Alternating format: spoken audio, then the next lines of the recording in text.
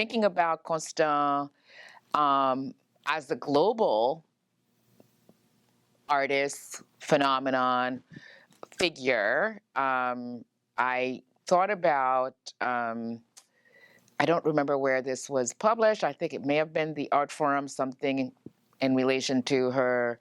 presence of her work in Miami about a couple years ago, where there was a reference made to her in relation to Hilma af Klint.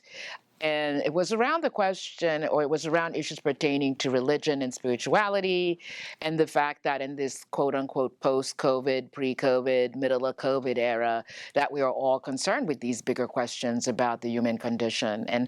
without a doubt, Constant is someone who's always been doing that work. And what I find both novel and fascinating about how she approaches the medium is the fact that she plays, and I like to use the word play to describe her approach to the work, even though she she and I have had conversations that haven't spoken to that aspect of her approach. And I think about her alongside these other great artists whom I believe she's, some of them are her contemporaries, others are not. People like Faith Ringgold, thinking about El Anatsui, and then this other artist who I came across recently was a fiber artist whose name is Magdalena Abanakowitz, I believe is her name. And the largest of the work, and all these three instances is part of what really sticks with me in terms of, the sheer magnitude of their creations. And,